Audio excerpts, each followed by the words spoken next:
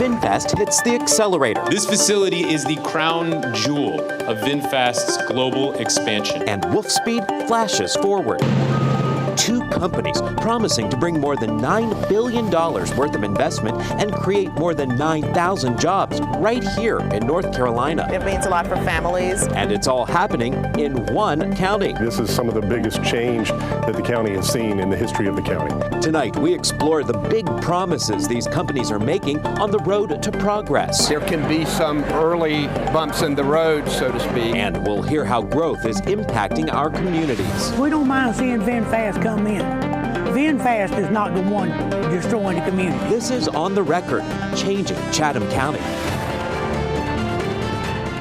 Good evening, and thanks for joining us for On the Record. I'm Matt Tallhelm. The last year and a half has really been a whirlwind of big economic development deals here in North Carolina, and two of the biggest are coming to Chatham County. Vietnamese company VinFast plans to invest $4 billion into an electric vehicle factory. It's in the eastern part of the county there at a megasite in Moncure. The automaker plans to hire 7,500 people there. Then on the west side of the county, you have semiconductor chip maker Wolfspeed building a $5 billion factory near Siler City. That could add 1,800 jobs. Now, Wolfspeed is homegrown right here in the Triangle, based in Durham. It used to be known as Cree. Coming up a little bit later this half hour, we'll go on the record with Wolfspeed's Senior Vice President of Global Materials Operations to talk about the company's expansion and what it means for all of us. Now, most of us never heard the name VinFast until March of 2022. That's when leaders of the Vietnamese company arrived here in Raleigh to sign a deal with Governor Roy Cooper right there. VinFast could get more than $1.2 billion in tax incentives from the state and Chatham County if it meets certain hiring and investment goals. 4 months after that big announcement there, I was on a 14-hour flight from California to Vietnam to see what VinFast is all about in its home country. We got to go inside the factory in Hai Phong, where it's almost fully autonomous with robots whirling around the assembly line there. VinFast built that factory on swampland in just 21 months. 3, 2, 1. It took VinFast 16 months to get to this moment, a groundbreaking here in North Carolina. The company celebrated the official start of construction of its factory in Chatham County at the end of July, and just this week, a merger was approved that will make VinFast a publicly traded company here in the U.S. It could raise $23 billion through a stock offering. Now, VinFast has only been around since 2017. Its first cars hit the roads in Vietnam 2 years later. One of the factory workers who helped build those vehicles is now leading the company's expansion here as CEO of manufacturing. I had a chance to talk one-on-one with her at the future factory site in Chatham County. Through the dirt and dust, stirred up by heavy equipment clearing land, Van Nguyen can envision the footprint of the factory she will lead as U.S. manufacturing CEO for VinFast. All the parts are coming on together in general assembly. That is the complete car. The General Assembly Shop will be the first and biggest building to rise up from this flattened field in Moncure. Chatham County approved the permit for it this week. The start of construction comes 16 months after VinFast announced plans to build the factory, with production starting in 2024. That has since been delayed to 2025. How committed and confident are you that this can be built and cars start rolling off the line here in 2025? We are confident because, we've done that. We've been there, we've done that with our, plant in Vietnam. WRAL showed you what that will look like when we traveled to the factory in Vietnam. It was built in 21 months. This is where the first VF8 electric SUVs were made and shipped to the U.S. VinFast recalled them all due to a software glitch, and the first reviews were rough. Motor Trend's headline read, "Return to sender." Another reviewer wrote, "The VinFast VF8 is simply not ready for America." What do you say to people who still wonder, is this going to be a success? Are these cars going to take off here in the U.S.? We are taking actions on that. And you know what? We are working hard to improve based on the feedback that we receive. Nguyen says VinFast is committed to developing quality, affordable electric vehicles for the future. all from the factory here in Chatham County. In 2025, people will witness the first car running off the production line of the General Assembly shop. The car is made in USA and made by American people, right here. All happening right there in Chatham County, and that economic boom is attracting more people to the county. The Census Bureau's latest estimate puts the county's population just under 80,000 people. Now that's a 26% increase since 2010. And in just 2 years, between 2020 and 2022, the population grew by 3,579 people. So if you break that down, that's about 5 people moving to Chatham County every day. To talk about the growth and impact of these big projects, I'm joined by Chatham County Manager Dan Lamontagne. Dan, thank you so much for joining us here on The Record. Thank you. So we were out at VinFast for the groundbreaking just about 2 weeks ago. It was such a big event. We heard that word historic used a lot. How do you describe getting to that point after about 16 months or so since the big announcement here? I would have to agree with that. It's very historic for Chatham County. This is some of the biggest change that the county has seen in the history of the county that's coming in the next 5 to 10 years. With the announcement of VinFast and then of course of Wolfspeed and a number of other large announcements. They aren't quite as large as that, but still really impactful for Chatham County. We talked a little bit out there at the groundbreaking about some of the concerns. There were a lot of skeptics out there, especially with VinFast, that said this is a young company from Vietnam. We don't know anything about this company. You always maintained that confidence that this was going to happen and this project would get underway. What made you so confident that we would see this construction starting? Well, we've been negotiating with them and working with them for a long time now. I mean, this has been over a year that we've been working with them and having close conversations with them and talking to them about these negative articles, some of these negative articles. They're really portrayed as negative, but they have never slowed down. They have never given us any indication that they are not fully committed. And we've been fully committed to them. And the honesty and the communication between us has been really great. And so I've had no reason to doubt. And we kind of joke, you know, both these companies have fast and speed in their name, and they are moving along so quickly here at this point. What does that mean for the county? What kind of things are you all having to adjust and do in order to keep up with them? Right. Some of the challenges we're facing is really staffing up for some of these departments that really are key to the development services and to keeping the services to provide the services that help them continue on that path. So hiring has been difficult. We're in a tough labor market right now. We're also in a tough labor market being in the Triangle area and in the Triad for Wolfspeed. So we're competing with a lot of other interests there. But keeping up the staff on that is really the big part. Going forward, we're really interested and concerned about housing for workforce development and workforce that will be coming to these two facilities. So we're working hard on that. We're working on a small area plan for the VinFast area to see what we can do to provide more housing and more opportunities for the people in that area. We know with 9,000 or so jobs being created here between these two companies, that can have a big impact on traffic, on schools, on housing, as you mentioned. What are some of the biggest challenges you see for Chatham County in dealing with all this growth and for the people who have been there for their whole lives and wonder, is this the county I grew up in? Right. Well, and it's different. It's going to be different. Change is always difficult, but we're seeing a lot of advantages. One of the things that we're really excited about is, for once in the history of Chatham County, really, children who graduate from high school there and go off to college can come back and work in Chatham County. We haven't had that for a very long time. We really have lacked the industry. We've been a lot of bedrooms, a lot of houses, but not much commercial. So now we're finally seeing high-tech, high-paying jobs in Chatham County for our children and generations to come.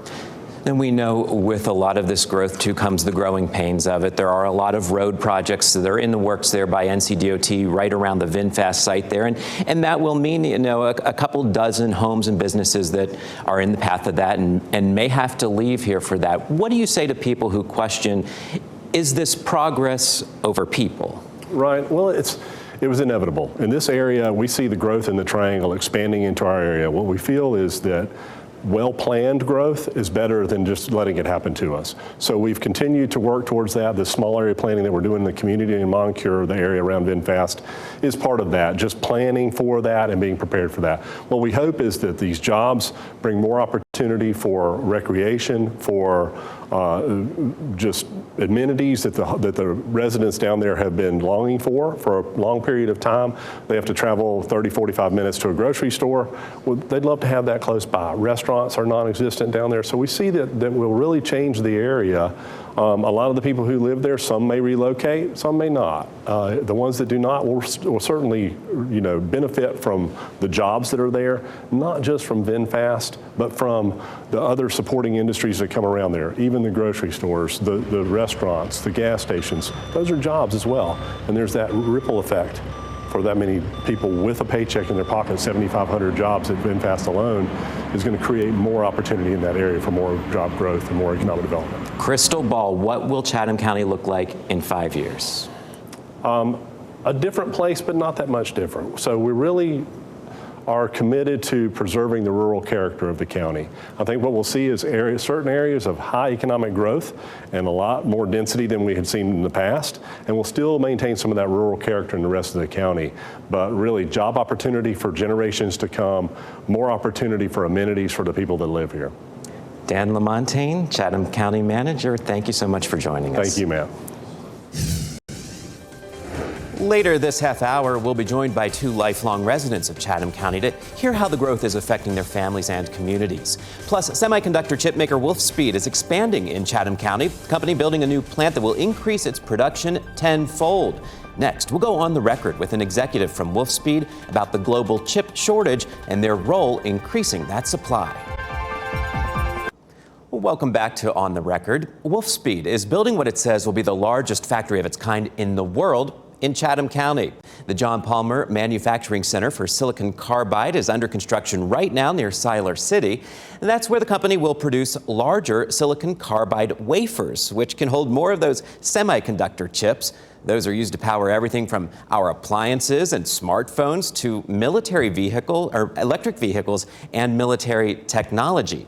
Adam Milton is Senior Vice President of Global Materials Operations for Wolfspeed. Adam, thank you so much for joining us. Yeah, thank you very much. So, a lot of people hear those words, silicon carbide wafers for semiconductor chips. What are those? What will you all be making there at that factory? Yes, so semiconductors are in everything that power everything that we do. Your cell phone has billions of transistors based on silicon. We make silicon carbide wafers that feed the chips that go into a lot of power electronics. So think of power electronics, anything that gets power from a power station or even from a battery to a motor. That's where you need power electronics, power semiconductors. And we make silicon carbide. So you've probably heard of Silicon Valley. That's where a lot of our typical transistors come from.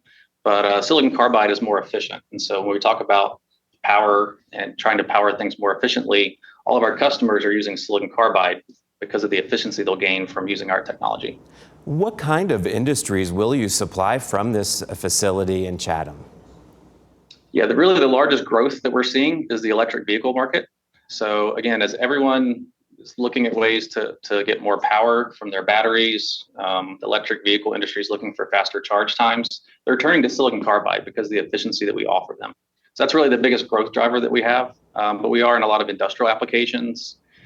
Think data centers, wind turbines, solar power, anywhere you need high voltages, customers are turning to silicon carbide because of the efficiency that we offer. We've heard so much about the supply chain issues, the global supply chain issues with these semiconductor chips. I want to take a listen to President Biden when he was at your facility there at Wolfspeed in Durham, talking about the need for more of these chips to be made here. Why does this matter? Well, we saw it during the pandemic. When the global economy came to a halt, overseas factories that make these chips shut down, driving up costs for families. So with this need for so many of these chips, how will this facility in Chatham County help with that global supply chain? Yeah, so today Wolfspeed makes more silicon carbide than anyone else in the world. So our factory that I'm sitting in Durham, North Carolina is the world's largest producer of silicon carbide wafers. So the factory that we're building there in Chatham County is 10 times larger than our factory here today. So we're really trying to help break down the barriers to get silicon carbide wafers to all of our customers across the world. So investing in Chatham County in North Carolina is really going to help break down a lot of the supply chain issues you've heard about, which are causing chip shortages across the world. Your company recently had a $2 billion 10-year commitment deal with a Japanese company to buy these wafers. How will that help with the expansion of the facility there in Chatham? Yeah, the deal with Renesas is huge for two reasons. One, they're a very large, one of the largest automotive chip suppliers in Japan. And so just showing the confidence they have in Wolfspeed, also it helps to highlight the large market that we have to serve with silicon carbide. And then they also help with the upfront funding to help make sure that we can fund the JP manufacturing center there in Siler City and make sure that we can continue and hit our schedule as we planned out. And Adam, we're talking so much here today about the growth in Chatham County, how it's affecting the community there. How does Wolfspeed want to play a part in working with local companies, local groups at that factory? Yeah, we're a local company founded out of NC State 35 years ago. And so we've always made an emphasis to be a part of the community and give back to the communities we operate in. So as we start to expand over to Chatham County, we've already started meeting folks in the community. We actually have an updating supplier day later in August there in Chatham County, because we're looking for local partners and local suppliers that can help provide resources for our factory. So there's all kinds of equipment that we need to keep our tools running. And so we definitely want to continue to look for local resources to help us get there. At this point, what's the latest timeline to get that factory up and running and those jobs and workers hired? Yeah, if you drive by, you'll see a lot of steel going up. So things are really moving along really rapidly out of the construction site. So steel's up, the roof's on the building. So we're expecting to move our first equipment in early 2024. Then we go through a qualification process and we'll start shipping wafers from the factory in early 2025. Adam Milton with Wolfspeed, thank you so much for taking the time to talk with us. Thank you. Thanks for having us. So how is all this growth affecting people who live in Chatham County? After the break, we'll discuss that with two lifelong residents, and we'll talk with a local researcher who's making sure their history doesn't disappear with all that new development. As On the Record, Changing Chatham County continues. Well, welcome back to On the Record. There are, of course, growing pains that come along with a changing Chatham County. Agriculture is a big part of the county's history. It is second in the state for beef cattle, sheep, and goat production. Today, there are 1,100 farms. 98% of those are family-run. One recent study estimated Chatham County, though, could lose 15,000 acres of farmland over the next 20 years with all this pressure from new development. Growth also threatened a house of worship until VinFast stepped in to try to preserve a piece of the past for its neighbors. Mary Oaks Baptist Church is in the path of a new network of roads planned by NCDOT to get traffic in and out of that factory. But VinFast is offering 3 acres of its own land to help relocate the church nearby. Changes are going to happen. We don't mind seeing VinFast come in. VinFast is not the one destroying the community. The state says 3 businesses and 11 homes could also be impacted by the first phase of these road projects. And that's just one example of how this growth has a real effect on people. I'm joined now by Quentin Murray and Peyton Holland, both lifelong residents of Chatham County. And also joining us is Brody McCurdy, a researcher from NC State who's working on a project called Voices of Chatham. It's collecting oral histories from people in the county. Thank you all for joining us. And I want to start first with Quentin. You are a lifelong resident in the Brown Hill community there. What is the biggest change you've seen in your lifetime in Chatham County? I think the biggest change that we've seen has been what's coming, which is factories. You've seen also a big change of people not returning back home after they graduate from high school or either from college. So I would say that I guess the biggest change would be the factories that are present there now. How do you think that's going to change as these big companies come in? Do you think it will actually keep, as we heard the county manager say, keep people here, bring them back after college to work there? I would believe so. I hope so, because I would hope that with the economic growth, it would balance out also the number of people that will be coming to the area, the economic growth that would affect the area. I hope that all of that would be balanced. Peyton, your family goes back 6 generations in the county. That's a long way back there. Your family's seen so many of these changes. What do you think are some of the biggest challenges for people, for families that live in Chatham County right now? Yeah, well, going back that far, we've had families that have lost land when Jordan Lake was put in. We've had folks that have stepped up to speak when the coal ash pit was being put in. And several different things have happened to the community, particularly in southeastern Chatham County, and not necessarily with the community.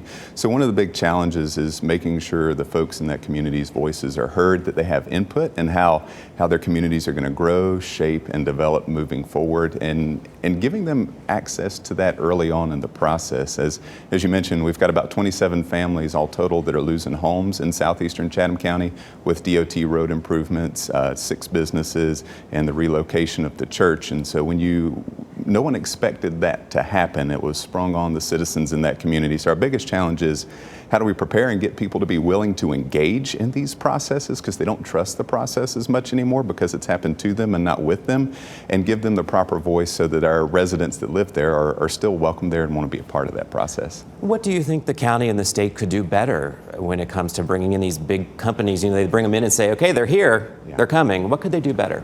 Yeah, I think in that process, it should have started about 8 or 10 years ago when we had conversations about the megasite. We had public hearings about land rezoning, and in no part of that process was the impact of people losing homes. And we knew change would come. We welcome business in the area. We need jobs in the area. No one was opposed to that at all. But when you start talking about fundamentally changing the family structures in the area due to that, that brings on different conversations. So early engagement, and truly listening to what our residents' pain points are. Property tax increases. Northeastern Chatham's seen double and triple property tax increase, making it difficult for folks to stay in the area. So how can we make adaptations to our property tax structure and other political functions that we have to make sure folks can maintain their level of lifestyle and stay in the area? Brody, you and your team from NC State have talked to more than 120 people in the county about these issues. Are there any common themes that you've heard from them about how Chatham County is changing? Yeah, I mean, there's a lot of mixed emotions, right? So there's some people who are really excited about the economic opportunities that are coming, really excited about what those opportunities are going to be. And yet there's a lot of other mixed emotions where people are a little nervous about the impact it'll have on the environment, for example, or the kind of landscape of Chatham County. And so there's a lot of mixed emotions, but change is on everyone's mind in these interviews. Is it a generational thing that you've heard from people about what they think, depending on what age, what range, how long they've lived there? I think it's just, I don't know if it's an age, or I think it's everyone is thinking about change, and I think everyone has very different reactions to that change. I think it kind of defies age and all these other categories that we might want to categorize it in. As we heard, I asked the county manager this question, your crystal ball. Quentin, if you had to look into a crystal ball right now, what would you see happening in Chatham County? What would it be like in 5 years? I think in 5 years, it would hopefully reflect economic development matching the growth of businesses that are there. Peyton, for you too, 5 years from now, that crystal ball, what do you think Chatham County will look like for families? If we get the community engaged and get the right steps in place, I think it's got an opportunity to preserve the rural character while welcoming economic development that allows our families to grow and live and work in the communities that we exist in there. And Bertie, I know you are continuing to do some interviews here. Talk a little bit about why it's been so important to collect those memories. I think it's really important to get Chatham, or to kind of take a snapshot of Chatham at this particular moment on the precipice of this ginormous change, for future people who want to look at what Chatham looked like, who was there, but it's also a resource for newcomers to be able to see who's here, what sort of organizations can they tap into. I want this to be a resource for people who move into the area to learn more about this place and to kind of fall in love with it, just as I've fallen in love with it with all the stories that I've heard and the people I've met. Well, I want to thank all of you for joining us here. It's so important to hear all of your voices as residents and as people who are talking to all the residents there in Chatham County. The change is coming. It's inevitable, as we've heard you all say. We thank you so much for taking the time to talk with us here. Now, if you have something to say about tonight's discussion, email us your comments, questions, or criticisms on the record at WRAL.com, or you can find me on Facebook at WRAL Matt Tallhelm. Thanks for joining us.